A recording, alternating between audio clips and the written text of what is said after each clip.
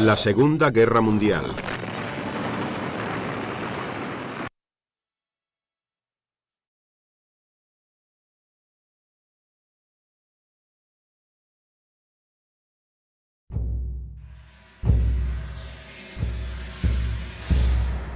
Stalin, el hombre de acero.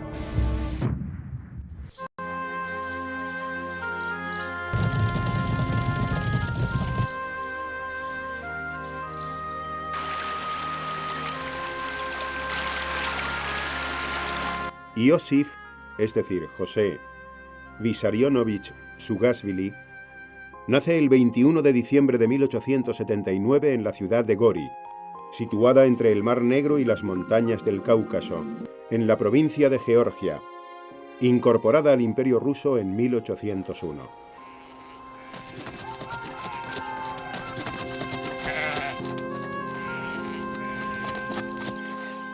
Su padre, Vissarion Zugashvili, era un humilde zapatero, analfabeto y algo bebedor, que había seguido la tradición familiar de curtir el cuero y las pieles. Su madre, Ekaterina Geladze, trabajaba como sirvienta para colaborar en la supervivencia familiar. Durante muchos años estuvo ahorrando con el fin de ver cumplida su mayor ilusión, que algún día su hijo fuera ordenado sacerdote.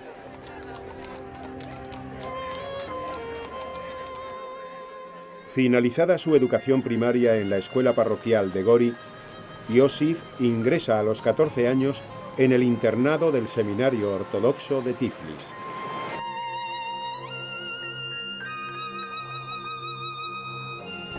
Allí se ve sometido a una vida rigurosa dedicada a la oración y al estudio. Se aficiona a la lectura y siente una gran inclinación por los libros que le facilitan los estudiantes más revolucionarios, llegando a convertirse en un gran conocedor de las teorías de Darwin, Marx y Engels. Estos ideales han calado fuertemente en la sociedad rusa, creando un intenso clima de debate entre la juventud y la clase obrera. Las inquietudes políticas de Iosif le llevan a inscribirse en el Partido Obrero Socialdemócrata Ruso. En agosto de 1898, clandestinamente, participa en reuniones de los trabajadores del ferrocarril, donde se analizan y discuten las teorías marxistas, motivo por el cual es expulsado del seminario. Lejos de la vida de clausura, toma la decisión de dedicarse por completo a aquello que más le apasiona, la política. Concentra todos sus esfuerzos en redactar panfletos donde expresa sus reflexiones sobre el movimiento obrero y los distribuye entre los empleados de la línea férrea. Estos escritos le convierten en un personaje conocido entre el proletariado, y el 1 de mayo de 1900 pronuncia su primer mitin en Tiflis, en donde obtiene una gran acogida. La continua actividad política en contra del régimen zarista le convierte en una persona pública que despierta la atención de la policía. Sus movimientos comienzan a ser vigilados muy de cerca. Koba o Soso, como es conocido clandestinamente, se está transformando para la autocracia en un peligroso dirigente de la lucha de clases. Astuto y pragmático, ha descubierto que tanto el poder como ser un ídolo de masas le fascina. Pero su presencia pública, cada vez más activa y menos oculta, hace que en 1902 sea detenido por agitador y deportado a Siberia.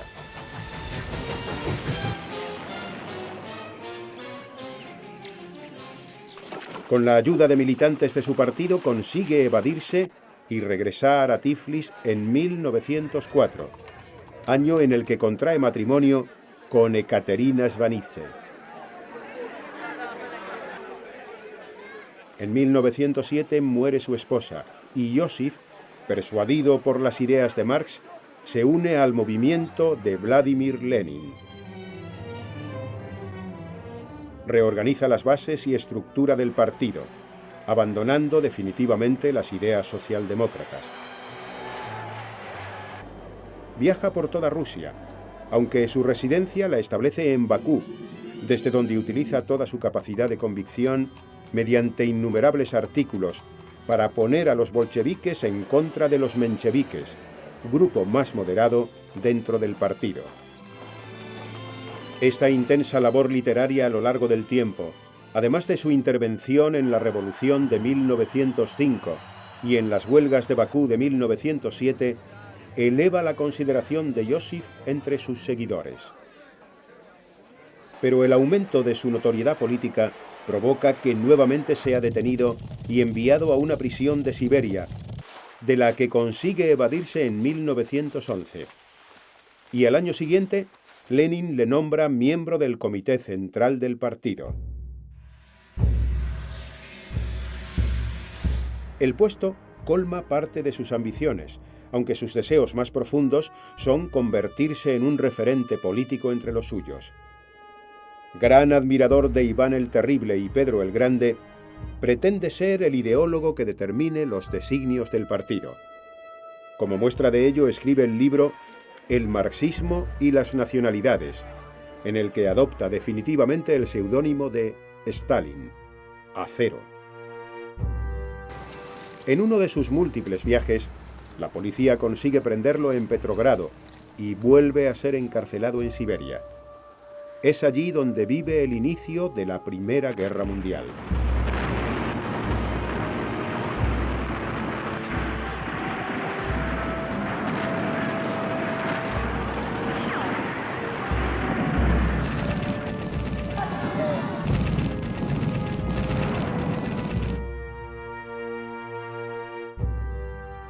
Las bajas en el ejército ruso se cuentan por millones. El pueblo, desmoralizado y hambriento, aumenta su rencor contra la clase dirigente. Pero el zar Nicolás mantiene su régimen autocrático a pesar de las advertencias de algunos de sus consejeros de que el país está al límite de sus posibilidades. En febrero de 1917 estalla la revolución.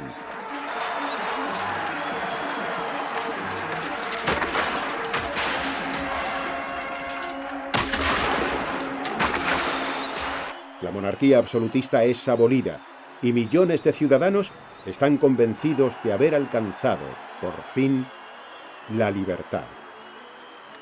Se establece un gobierno provisional formado por socialistas moderados bajo la dirección de Alexander Kerensky, cuyo programa pretende sentar las bases para instaurar un sistema republicano.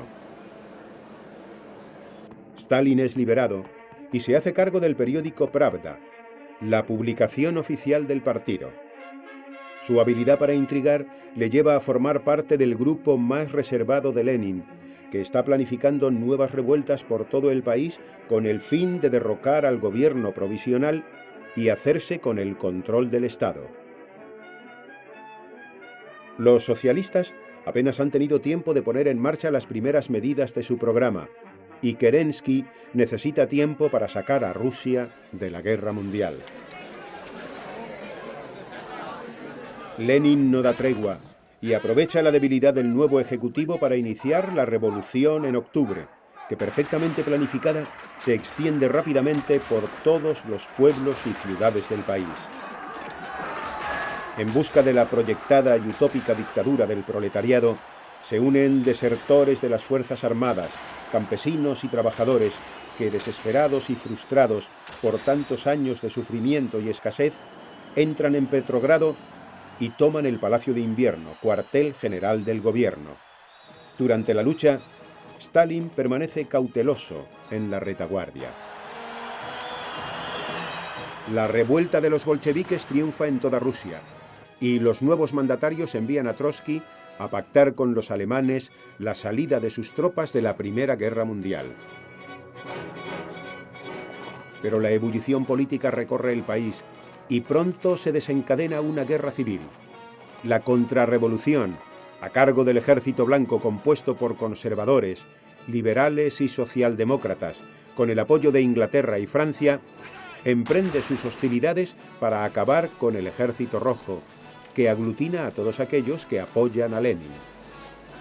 Durante el enfrentamiento, a Stalin se le asigna la defensa de las ciudades de Petrogrado y Tsaritsyn, que más tarde recibirá el nombre de Stalingrado. En 1920 finaliza la contienda con la victoria del Ejército Rojo. Lenin asume el poder absoluto y se erige como dictador de toda Rusia. El desarrollo del programa político de los bolcheviques, ahora denominados comunistas, requiere que los ciudadanos soviéticos sean gobernados con mano de hierro. Las expropiaciones y el control sobre los bienes privados son los objetivos prioritarios. Para supervisar estas acciones, se nombran comisarios políticos por toda la Rusia soviética. Joseph Stalin recibe el cargo de comisario jefe de nacionalidades, lo que le otorga la máxima autoridad sobre 130 millones de personas de la recién creada Unión de Repúblicas Socialistas Soviéticas. El tiránico dominio del gobierno oprime a los agricultores que, desmotivados y desolados, ven fracasar sus cosechas y cómo el país se va muriendo de hambre. Lenin es consciente de que sus ideales han fracasado y reconoce que su política no ha dado resultado. Enfermo y desmoralizado, trata de evitar el hundimiento total de la nación, devolviendo muchas de las tierras expropiadas a sus antiguos dueños. Solicita el apoyo internacional para llevar a cabo profundas reformas que modifiquen el rumbo de su estrategia y con ello evitar la muerte por inanición de más de 10 millones de rusos. Entretanto, las acertadas maniobras de Stalin le llevan al cargo de secretario general del partido en 1922. El ambicioso georgiano ha cumplido una de sus mayores aspiraciones. Ha llegado su momento y no permitirá que se ponga en duda su autoridad. Soterradamente inicia una depuración interna apoyándose en grupos a los que más tarde traicionará. La mala salud de Lenin le impide evitar las maquinaciones de Stalin, por el que siente un profundo desprecio. Temeroso del futuro, en sus últimos meses de vida dejó escrito sobre él: es un personaje ambicioso y sin escrúpulos. Procurad que sea alejado del poder y haced todo lo posible para que jamás ocupe mi lugar. Poco después, el 21 de enero de 1924, muere víctima de la sífilis y las secuelas producidas por 3 infartos. Inmediatamente el Kremlin se convierte en un nido de intrigas políticas. Tras sus muros y oculto a los ojos del pueblo, Stalin entra en una dura lucha por el control del gobierno. Se alía con algunos de los distintos líderes de las fracciones del partido para conseguir el poder absoluto e imponer su idea de socialismo en un solo país, enfrentándose a Trotsky, más partidario de un continuismo de las políticas emprendidas por Lenin en su última etapa y basadas en la revolución permanente. Finalmente, en noviembre de 1927, Stalin obtiene lo que quiere y se convierte en el amo absoluto del Kremlin. La desconsolada población rusa, después de 3 revoluciones y una guerra civil, tiene al frente un nuevo dictador dispuesto a reactivar el sueño imperial. Los aires de libertad desaparecen cuando Stalin toma las primeras medidas de su mandato, dirigidas a suprimir cualquier tipo de oposición. Ordena encarcelar y fusilar a importantes figuras políticas, militares e intelectuales que pertenecen al partido y han sido críticos con su trayectoria. Entre 1928 y 1929, suprime los cambios en la política económica emprendida por Lenin y lanza el primero de sus famosos planes quinquenales, además del programa de colectivización acelerada. Todos aquellos campesinos que en tiempos de Lenin habían recuperado sus tierras y representan la base sobre la que se sustenta la economía del país, vuelven a sufrir las consecuencias del régimen político. Nuevamente los agricultores soportan los controles brutales y arbitrarios por parte del gobierno. Pero Stalin no es capaz de aprender de los errores del pasado y en nombre del comunismo confisca todos los campos y somete a sus propietarios a terribles persecuciones. El sistema de acoso sobre los labriegos, con encarcelamientos, ejecuciones y deportaciones, obtiene como fruto que muchos de ellos abandonen sus tierras, quemando previamente las cosechas, para que no caigan en manos del Estado. Millones de familias que intentan aferrarse a sus campos son encarceladas en los gulags, símbolos del sistema soviético de trabajos forzados, o son fusilados por el Ejército Rojo. Pueblos enteros desaparecen bajo el fuego de los cañones de la represión.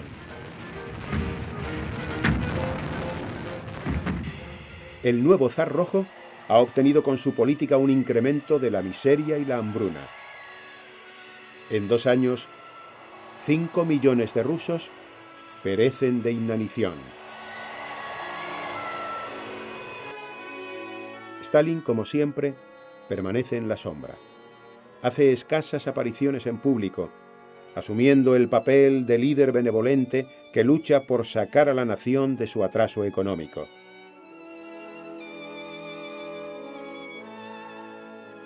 Convierte al Estado en el motor de la sociedad, con un ambicioso plan de industrialización por todo el país. La iniciativa privada no tiene cabida en las pretensiones del zar rojo. Mientras, las purgas no cesan. Como es consabido, la mayoría de los detenidos son militares, intelectuales y miembros del Partido Comunista, que se ven sometidos a juicios bajo falsas acusaciones de espionaje, subversión y traición. El líder comunista ordena eliminarlos, no solo porque su poder político podía significar algún día una amenaza para él, sino porque además conocían de primera mano sus temibles procedimientos. Sabían demasiado.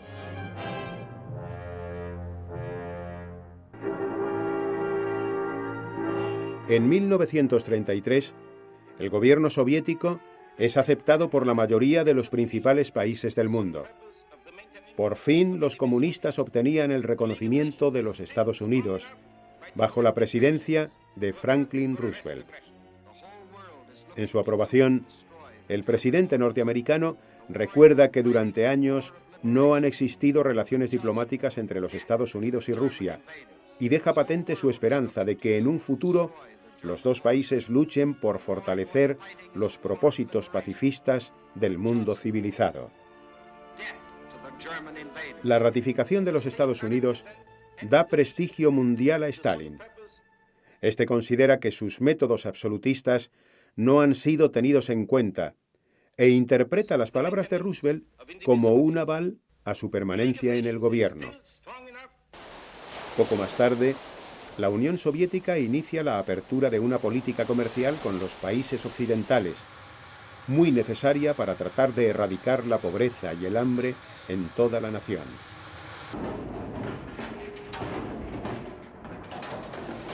Pero mientras los gobiernos democráticos no aciertan a ponerse de acuerdo sobre si el régimen de Stalin es peor que el de Hitler o viceversa, el dictador ruso, una vez más, muestra su falta de escrúpulos y de ideales revolucionarios.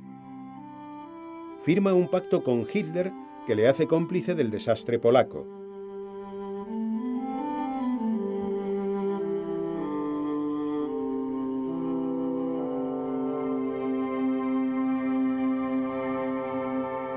Más tarde invade Finlandia y posteriormente se anexiona Estonia, Letonia y Lituania. Su comportamiento poco tiene que envidiar al del líder nazi. Los dos conciben el poder de la misma forma. Con la frialdad que le caracteriza, Contempla la derrota de Francia y la titánica lucha que los británicos están llevando a cabo contra los alemanes, como algo totalmente ajeno a su gobierno. Desconfía de las intenciones del Führer y por ello intenta ganar tiempo manteniendo a las tropas del Tercer Reich lo más lejos posible de las fronteras rusas. Ordena la producción masiva de armamento y aumenta espectacularmente el número de efectivos de sus ejércitos. Todo se prepara con el fin de rechazar un ataque por parte de las fuerzas de Hitler, que Stalin da como seguro.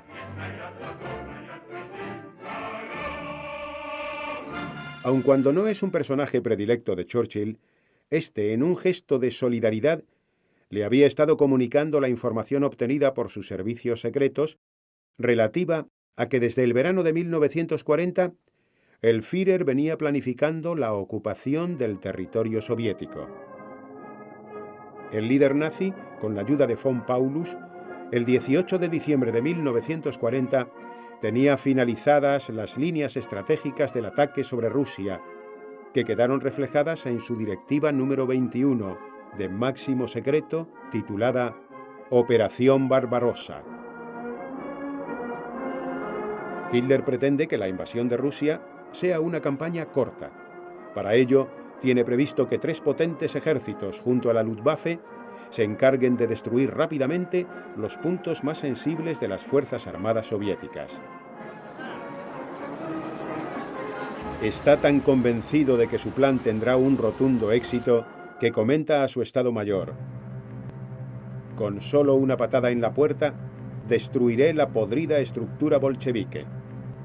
Expulsaré a los rusos de sus tierras y convertiré sus territorios en un Edén que será ocupado por poblaciones germánicas.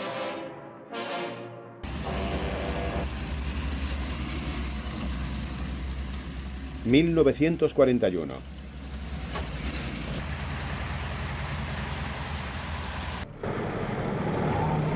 A principios de 1941, el Führer comunica a Goering la fecha prevista para la invasión de la Unión Soviética. El jefe de la Luftwaffe teme que esta acción acabe con la ofensiva aérea emprendida contra Inglaterra, pero Hitler le tranquiliza diciéndole que la mejor manera de acabar con Inglaterra es invadiendo Rusia.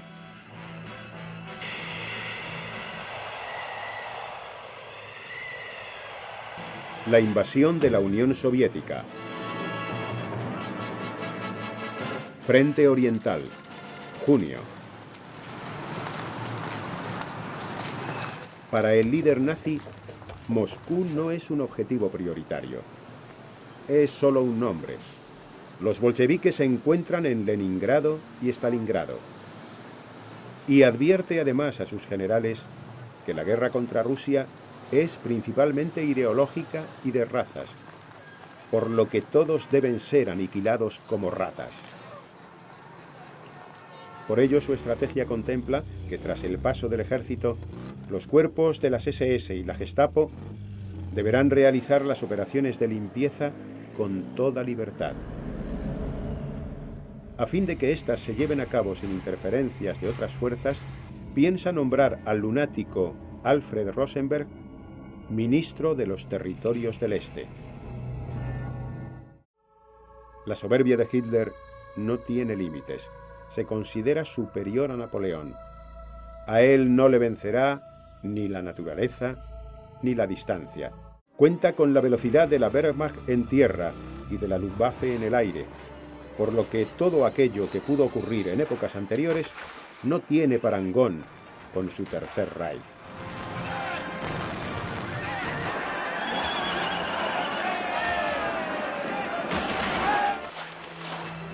Los mandos y los soldados alemanes, que en ese momento están situados a lo largo de la frontera del territorio polaco ocupado por los rusos, no creen que se vaya a producir la invasión.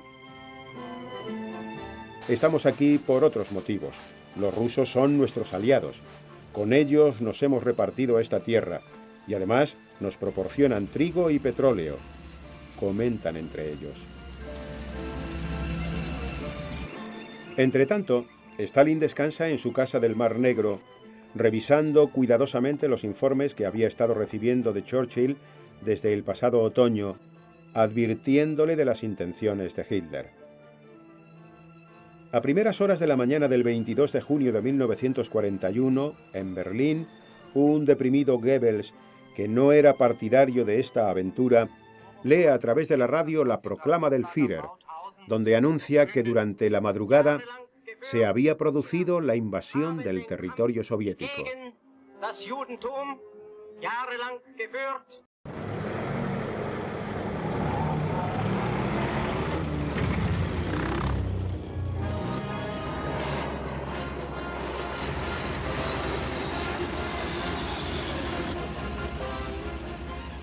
Más de 3 millones de soldados, a lo largo de un frente de 3.000 kilómetros, avanzaban a gran velocidad con la misión de destruir al enemigo antes de que el verano llegase a su fin. El ejército del norte, al mando del mariscal Wilhelm Ritter, compuesto por 29 divisiones y 570 tanques, va acompañado por la primera Luftflotte del general Keller. Son los encargados de atacar la zona del Báltico y Leningrado. Las fuerzas alemanas del centro, a cargo del mariscal Fedor von Bock, marchan sobre Smolensk y Moscú. 49 divisiones y 930 tanques cuentan con la cobertura aérea de la Luftflotte número 2 del general Kesselring. El grupo del sur del general von Rundstedt camina en dirección a la región de Ucrania y el Cáucaso, con 42 divisiones y 750 tanques, y tiene el apoyo aéreo de la cuarta Luftflotte, al mando del capitán Lehr.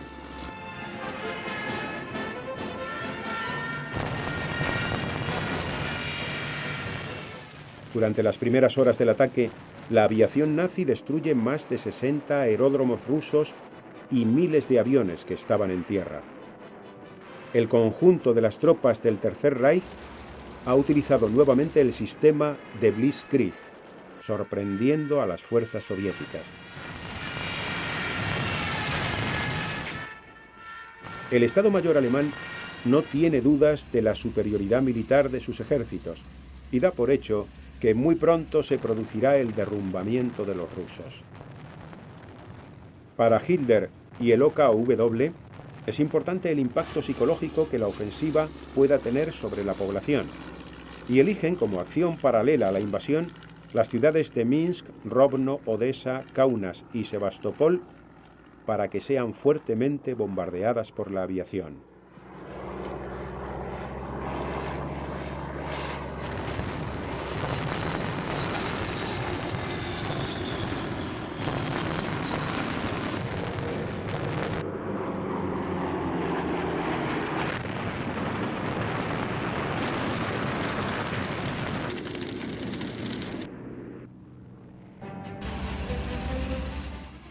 Los sorprendidos soldados rusos comunican insistentemente la noticia desde distintos puntos fronterizos. Stalin y su gobierno tratan de frenar el ataque por vía diplomática, ya que existe un pacto de no agresión entre ambos países. Pero pronto comprenden que sus esfuerzos están condenados al fracaso. No se puede detener al enemigo con palabras. Los peores augurios sobre las intenciones de Hitler se han cumplido.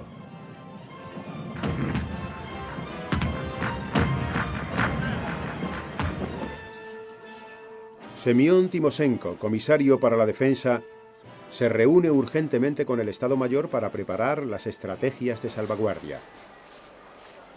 Stalin les recuerda el fracaso de Napoleón en 1812.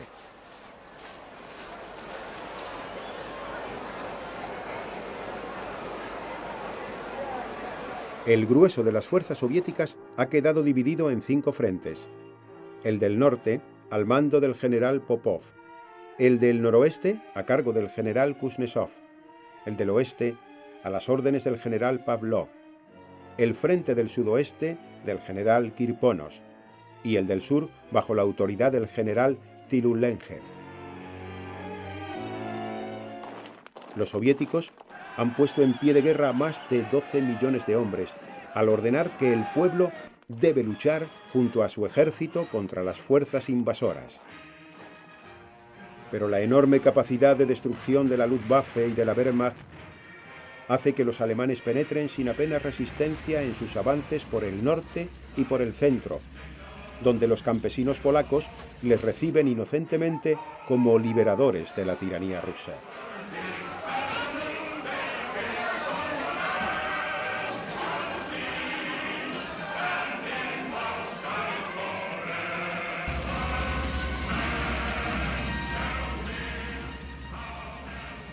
A final del día 22, las tropas del Tercer Reich han conseguido abrir una brecha a través de los ejércitos soviéticos situados al norte de Grodno e invaden las ciudades de Kobry y Prusany.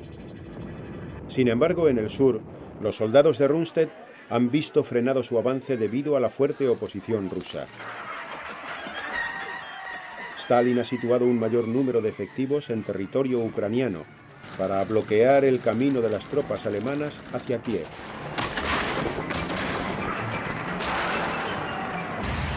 Recibida la noticia de la nueva agresión de Hitler, Churchill se dirige por radio a los británicos y anuncia: aunque soy un enemigo del comunismo, Inglaterra ayudará a la Unión Soviética en todo lo que pueda. Con ello, nos beneficiamos, puesto que Rusia es la antesala de nuestro país.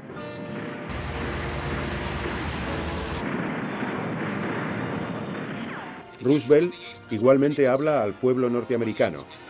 En su discurso condena la agresión nazi y justifica el aumento importante de armamento que se está ofreciendo a Gran Bretaña por tierra, mar y aire, insinuando que una parte de él puede servir para el frente ruso. Mussolini, que se encuentra en Roma, había recibido una carta de Hitler poco antes de la invasión, donde dejaba claramente expuestas sus intenciones, que por otra parte el dictador italiano ya conocía. El duce, en un gesto más teatral que efectivo, ordena la declaración de guerra a la Unión Soviética y ofrece al Führer un batallón de soldados italianos.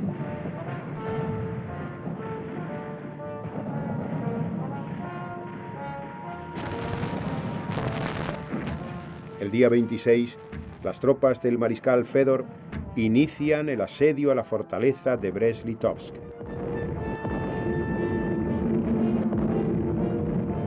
En su camino hacia Minsk, los alemanes, en tan solo 4 días, han recorrido más de 300 kilómetros con sus divisiones Panzers apoyadas por la Luftwaffe.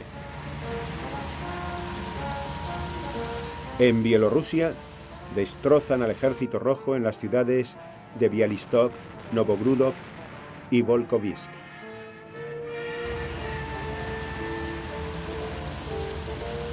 Poco después alcanzan el río Berezina y avanzan hacia el Dnieper en busca de puntos estratégicos donde tender cabezas de puente que faciliten el avance hacia Moscú de la infantería y las fuerzas acorazadas. Tras ellas, las divisiones Totenkopf de las SS se encargan de asesinar sin piedad a los hombres, mujeres y niños que encuentran a su paso.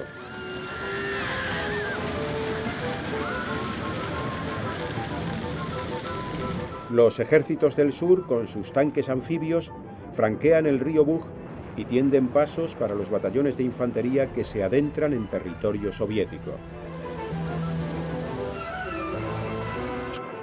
Por el norte, las tropas de Ritter cruzan el río Dwina en dirección a Leningrado.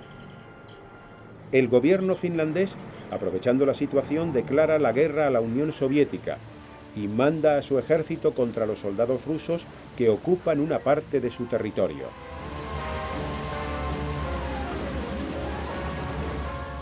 A finales de mes, los servicios secretos británicos consiguen descifrar la clave enigma utilizada por los nazis en el frente oriental y van transmitiendo a los altos mandos comunistas las informaciones que son interceptadas.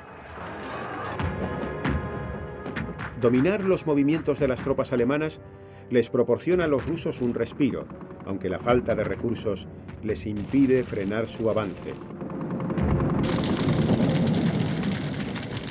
En estas circunstancias, Stalin impone la estrategia de tierra quemada, ordenando a sus ejércitos que en caso de retirada deben quemar y destruir los pueblos y ciudades, junto a cualquier cosa que pueda ser útil al enemigo. Los partisanos serán los encargados de la lucha clandestina, planificando atentados que destruyan las comunicaciones telefónicas, terrestres y ferroviarias que caigan en poder de los alemanes.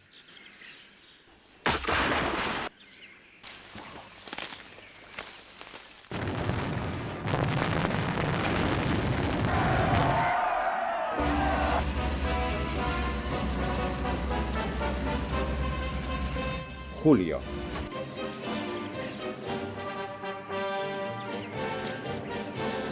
El 1 de julio, los ejércitos alemanes del norte inician la operación Zorro Plateado para intentar ocupar el puerto soviético de Murmansk, en el Ártico, por donde entran la mayoría de los suministros proporcionados por británicos y norteamericanos.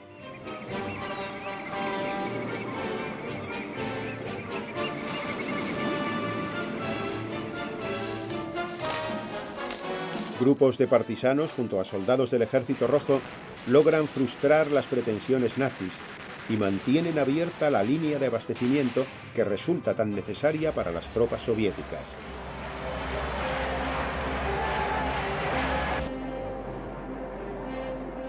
Stalin, el día 3, y por primera vez desde la invasión, se dirige a su pueblo a través de la radio.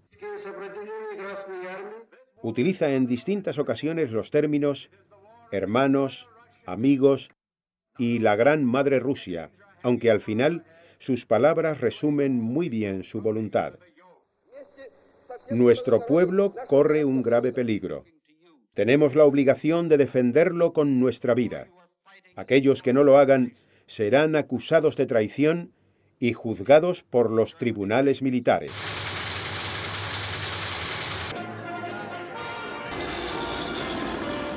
Por su parte, los británicos continúan con sus bombardeos machacando los puntos vitales de las industrias del Tercer Reich.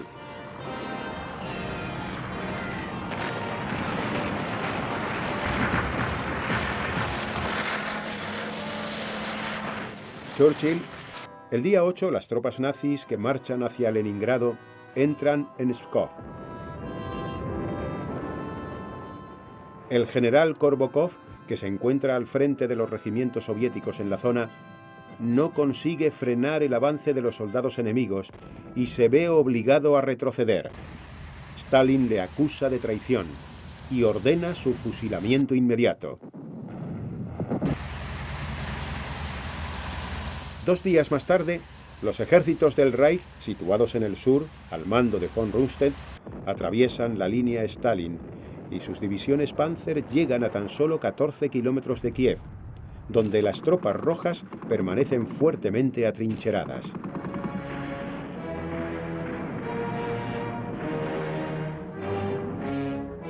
El día 11, el OKW comunica a Hitler que la primera fase de la Operación Barbarossa se ha cumplido satisfactoriamente.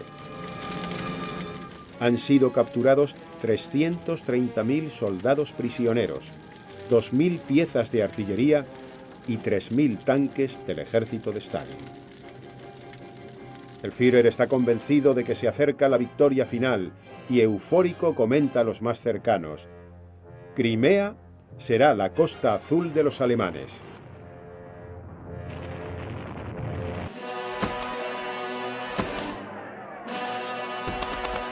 A continuación ordena a Franz Halder, jefe del Estado Mayor, que las poblaciones de las ciudades conquistadas deberán ser aniquiladas, ya que supondría un alto coste para Alemania alimentarlas durante el invierno.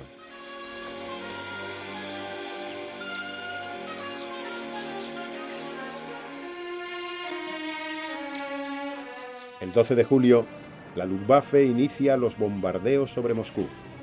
El general Guderian, con su segundo grupo de panzers, emplazados en las cercanías, espera entrar victorioso en la capital en los próximos días. Pero el Führer malogra sus expectativas ordenándole marchar hacia el sur para enfrentarse al quinto ejército ruso situado en la zona pantanosa del Pripyat.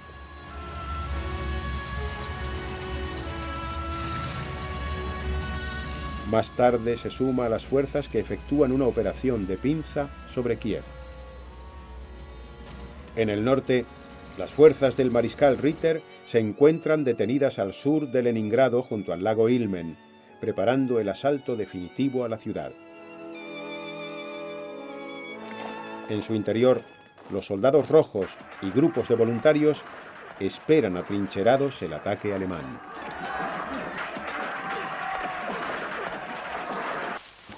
Pero Stalin está dispuesto a frenar la marcha de los ejércitos del Tercer Reich.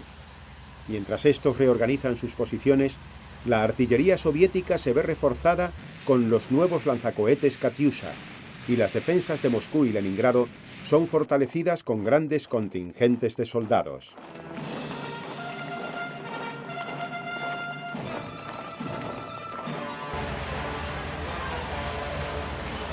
Al mismo tiempo, el líder comunista insiste a Churchill que mantenga la presión aérea sobre Alemania.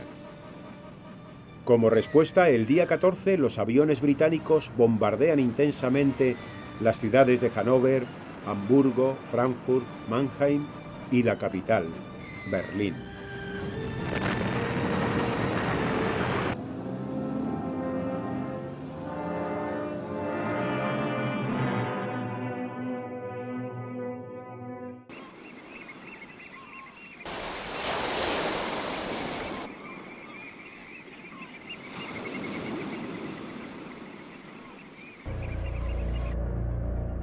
La ciudad de Odessa, junto al Mar Negro, y los campos de trigo, más las zonas industriales de Ucrania, son ahora el objetivo prioritario para el Estado Mayor alemán.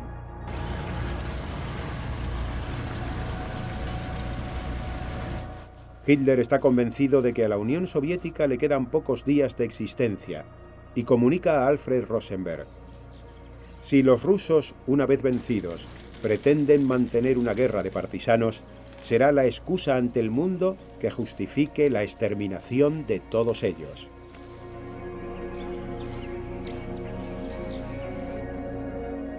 A continuación transmite a Himmler que deposita en él la autoridad policial absoluta en los territorios ocupados. Para el Führer, Himmler y sus escuadrones de la muerte, que tras las líneas del frente asesinan sin cesar a miles de ciudadanos, son la garantía de la limpieza étnica.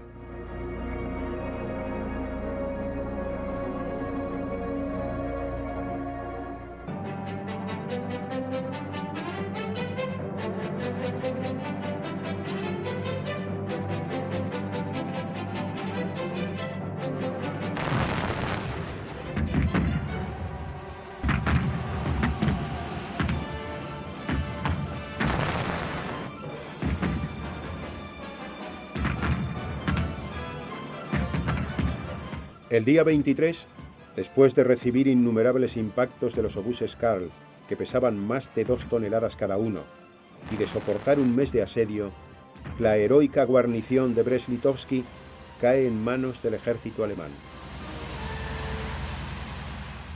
El día 27, los soldados del Reich toman Smolensk y capturan 120.000 prisioneros rusos, entre los que se encuentra el hijo mayor de Stalin, Yakov. Al mismo tiempo, los aviones de la Luftwaffe descargan toneladas de bombas sobre Moscú por 5ª vez consecutiva.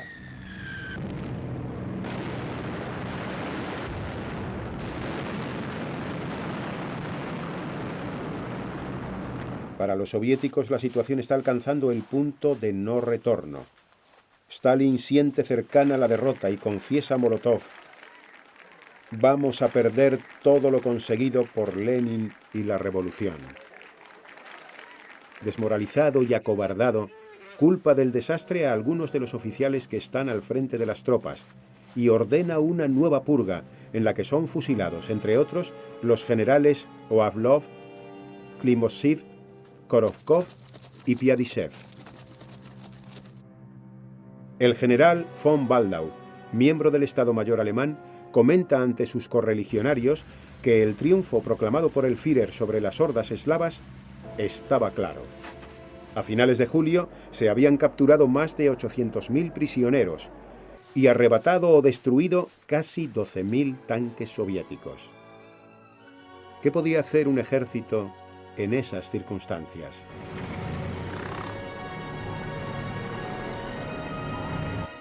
Pero ese optimismo no lo comparten algunos de los altos mandos que muestran sus inquietudes ante Hitler en el cuartel general de Rastenburg.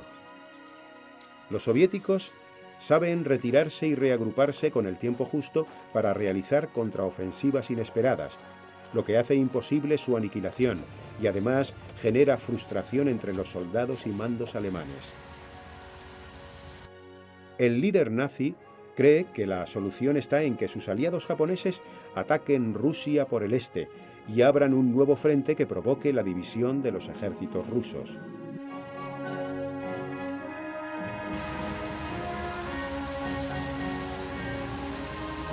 Uno de los mandos más pesimistas, el almirante Canaris, comenta a sus ayudantes: «Me temo que esta guerra acabará fortaleciendo a los bolcheviques y debilitando al Tercer Reich». Por su parte, Stalin recibe en Moscú a Harry Hopkins, asesor personal de Roosevelt, que le comunica la total predisposición de Estados Unidos a enviar material militar al frente. El líder ruso insiste una vez más en la apertura de un nuevo frente por el norte de Europa.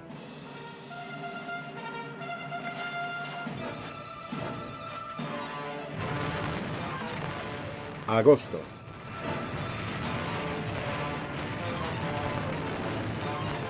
A primeros de agosto, el ejército soviético lleva casi 2 meses retrocediendo.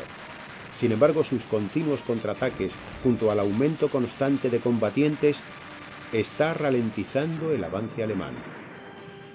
Hitler, preocupado, confiesa a Guderian: «Si me hubieran informado de la enorme cantidad de soldados y carros de combate que poseen los rusos, la invasión se habría efectuado de forma distinta». A mediados de agosto, las tropas del Ejército Rojo se repliegan a través del río Dnieper para reagruparse y realizar ofensivas en puntos estratégicos. El Führer cree que la única alternativa para acabar con estas tácticas de las escurridizas fuerzas comunistas es llevar a cabo maniobras de envolvimiento que atrapen definitivamente al grueso de sus soldados.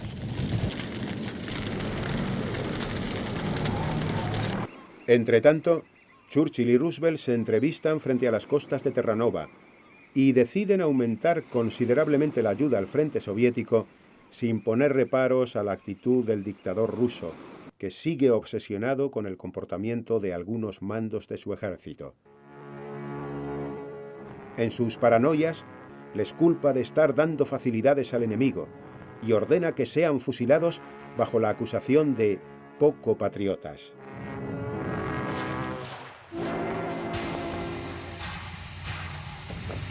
El 15 de agosto, Heinrich Lose, el Reichskommissar de la Unión Soviética ocupada, promulga una orden en la que obliga a todos los judíos rusos a llevar 2 distintivos amarillos, uno sobre el pecho y otro en la espalda. Además, son forzados a residir en guetos o campos de concentración y comer los sobrantes que el resto de la población desprecia. Aquellos que gozan de buena salud son destinados a trabajos forzados para ayudar a la Gran Alemania en la construcción de carreteras y puentes. Como parte del genocidio, el general de las SS Franz Jäckel ordena que 23.000 de ellos sean fusilados en 48 horas.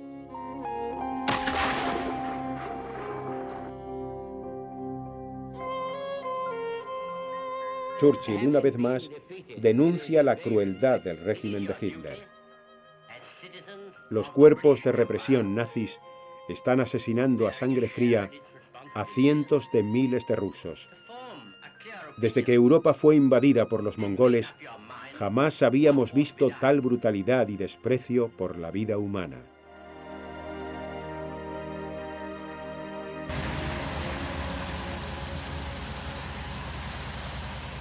Septiembre.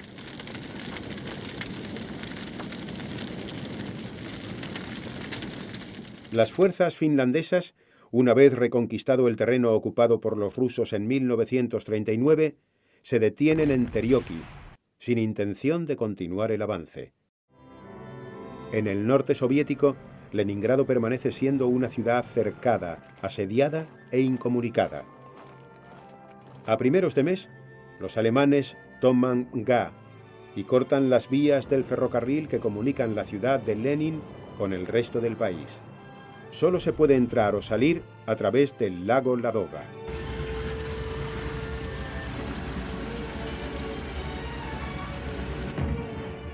Hitler informa al mariscal von Lieb que tiene su autorización para destrozar la ciudad por tierra y aire.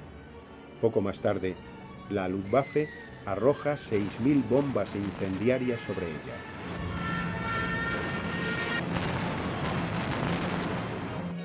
El día 6, los soldados rusos realizan un contraataque y recuperan Yelnya, lo que supone un alivio de la presión alemana sobre Moscú. Stalin ordena deportar hacia el este a cerca de 1 millón de habitantes de etnia germánica que desde hacía siglos residen en la región del Volga. Teme que se produzcan sabotajes por parte de los grupos pronazis. El día 9, los ejércitos del norte, después de las incursiones de la Luftwaffe, reinician el ataque por tierra contra Leningrado, que se ve rechazado por una impresionante lluvia de proyectiles de las baterías rusas.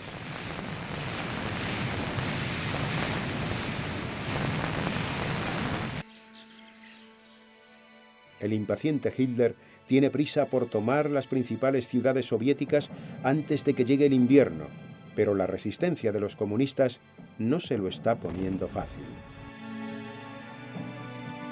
Decide cambiar de táctica y agrupa a sus fuerzas para conquistar en primer lugar Kiev y después Moscú. Para ello ordena que parte de las divisiones que están asediando Leningrado se trasladen en apoyo del ataque a la capital soviética. Confía en que la ciudad de Lenin se rinda a causa del hambre. Von Lieb prueba un último asalto antes de trasladar sus carros de combate al frente moscovita, pero las líneas de defensa soviética hacen fracasar nuevamente la tentativa. Aprovechando el movimiento alemán, el mariscal Zhukov decide contraatacar para eliminar algunas posiciones enemigas, pero parte de los mandos y soldados se niegan, dado que consideran imposible llevar a cabo tal acción. Esta actitud provoca la ira de Stalin, que determina la ejecución inmediata de todo aquel que rehúse participar en la contraofensiva o intente desertar. Miles de soldados mueren sin conseguir hacer retroceder a las tropas de Hitler.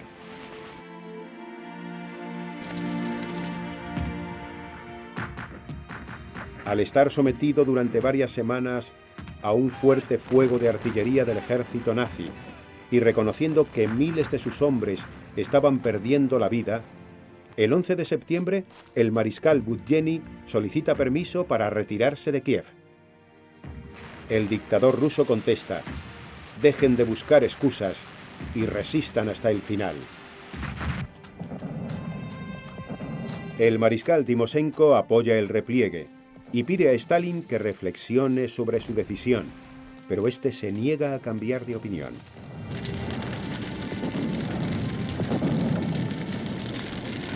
El día 19, y después de un mes de resistir con feroces combates, Kiev no aguanta más y se rinde.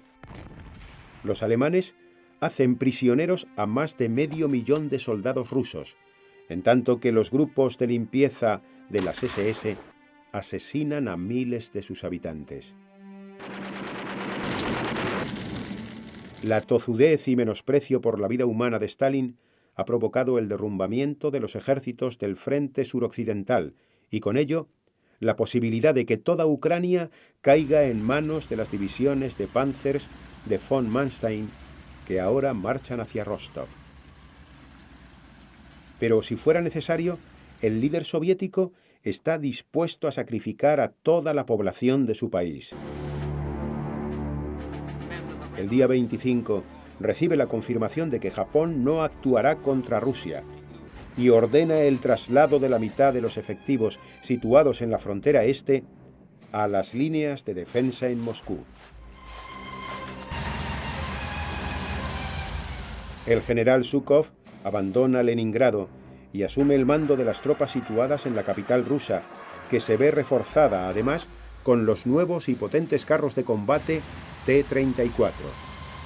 Mientras, cientos de miles de voluntarios participan con el ejército en la creación de las líneas defensivas en torno a la ciudad. Moscú luchará hasta que conserve la vida el último de sus habitantes, anuncia el dictador comunista al proclamar el estado de sitio.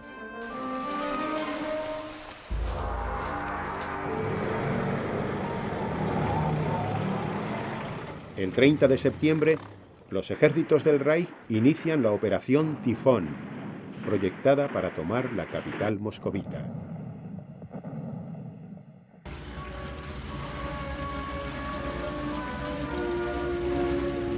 Octubre.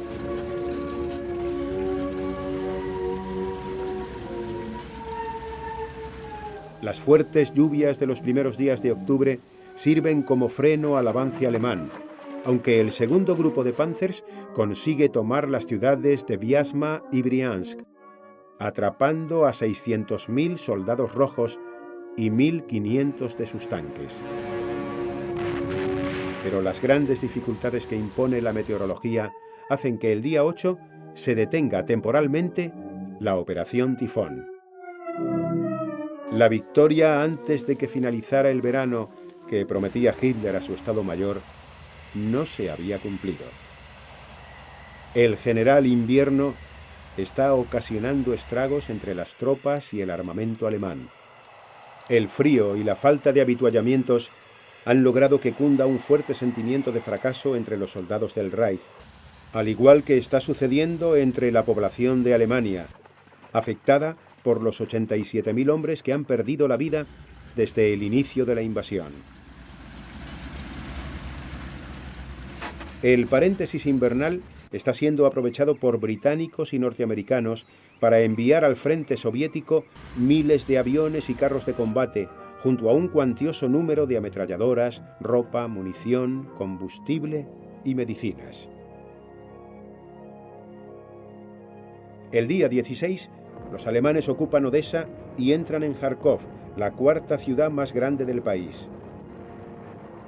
Una vez más, Hitler hace muestra de su desprecio por el ser humano y transmite a von Reichenau el siguiente mensaje: la propia naturaleza provoca la muerte constantemente. Es la única forma de que sobreviva lo mejor de la especie.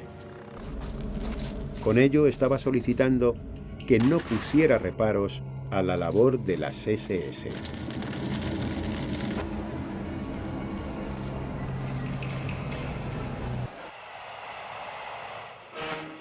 Noviembre. El 7 de noviembre, Stalin preside en la Plaza Roja el desfile de las tropas que marchan al frente. Los Estados Unidos han incluido a la Unión Soviética en la ley de préstamo y arriendo, y los aviones de la RAF están sometiendo a intensos bombardeos a las ciudades más importantes de Alemania. Para los rusos, la derrota de los nazis es cuestión de tiempo. En el sur, en la desembocadura del río Don, los soldados de Hitler atacan la ciudad ucraniana de Rostov. El 9º Ejército Comunista resiste hasta que el día 21 los alemanes consiguen llegar al centro de la ciudad. Una semana más tarde, los soviéticos contraatacan y la recuperan completamente. Este hecho hace que uno de los generales más carismáticos del Reich, von Rundstedt, se vea obligado a dimitir. El Führer no admite fracasos. La crudeza del invierno aumenta. Las estepas y ciudades rusas se cubren de una espesa capa de nieve, alcanzando temperaturas de 25 grados bajo cero. Y los ejércitos nazis temen las previsiones meteorológicas que anuncian un largo y gélido invierno. El frío, la lluvia y la nieve están barriendo nuestros sueños, escribe a su familia el general Hoffmann de la Luftwaffe.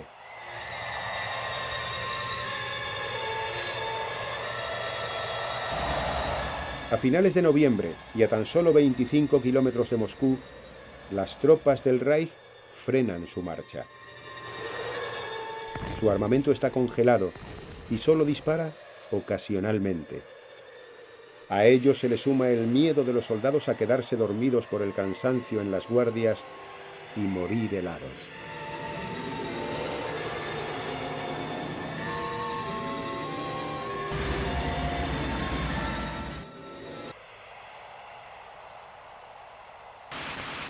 Diciembre.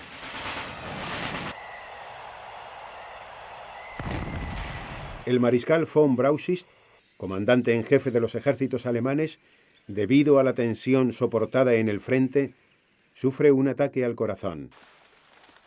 Hitler califica a sus mandos de débiles e ineptos, y el día 8 emite la directriz número 39, en la que ordena definitivamente la suspensión de la Operación Tifón y el retroceso de todas sus tropas a zonas protegidas, en espera de la llegada de la primavera.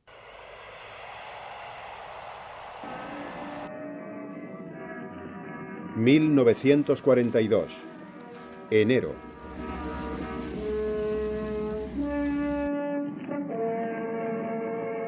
El parón que sufren las tropas alemanas está siendo utilizado por Stalin y su Estado Mayor para planificar una contraofensiva general.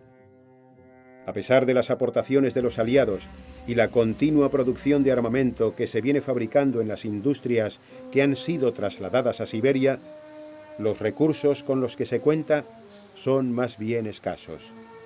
Aún así, los contraataques comienzan a primeros de enero en 4 frentes: el de Leningrado al norte, Moscú en el centro y al sur en Ucrania y la península de Crimea.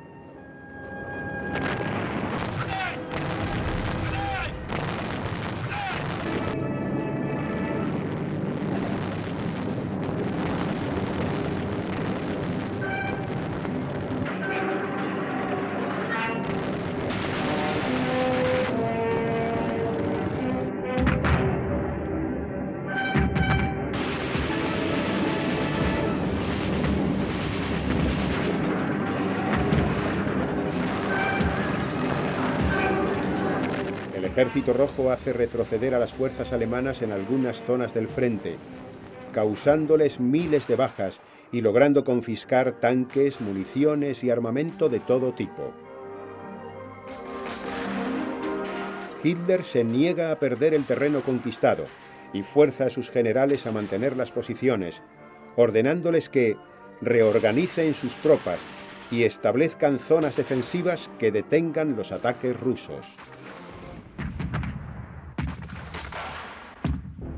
El día 16 muere en accidente aéreo el mariscal von Reichenau.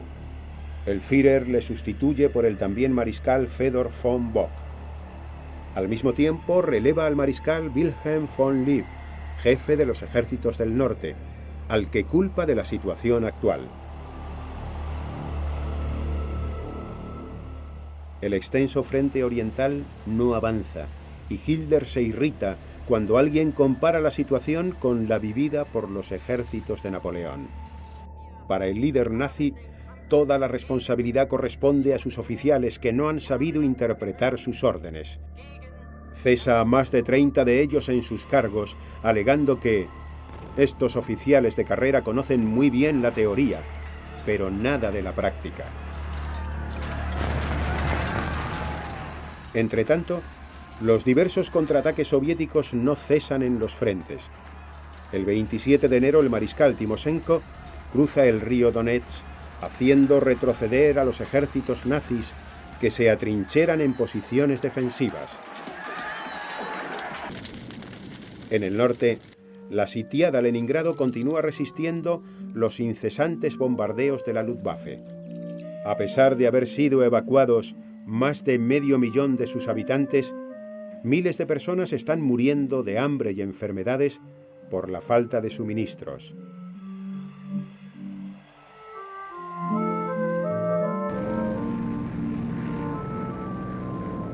Febrero. Los aviones de la RAF proceden a bombardear ininterrumpidamente la mayoría de las ciudades germanas. La revancha aliada ha comenzado con una inmensa lluvia de explosivos que durará hasta el final de la guerra, arrasando las grandes urbes y provocando más de 500.000 de muertos.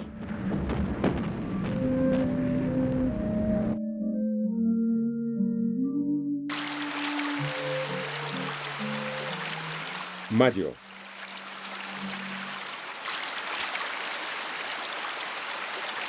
En territorio soviético, la contraofensiva nazi de primavera se inicia el día 8 con el objetivo de reconquistar las posiciones perdidas durante el invierno. En el frente de Crimea, los rusos pierden la península de Kerch y tienen que retroceder nuevamente a lo largo del río Donetsk.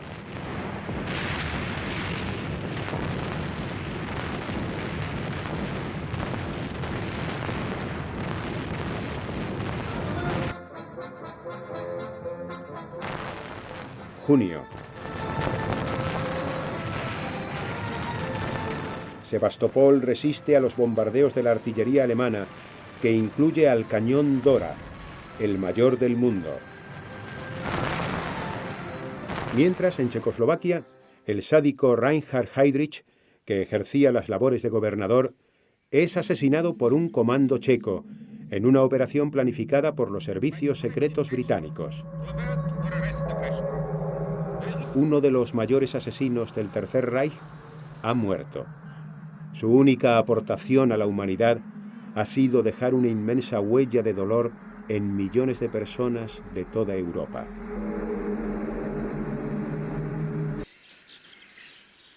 El día 18, en la segunda conferencia de Washington, Churchill y Roosevelt planifican la estrategia en Europa para 1943.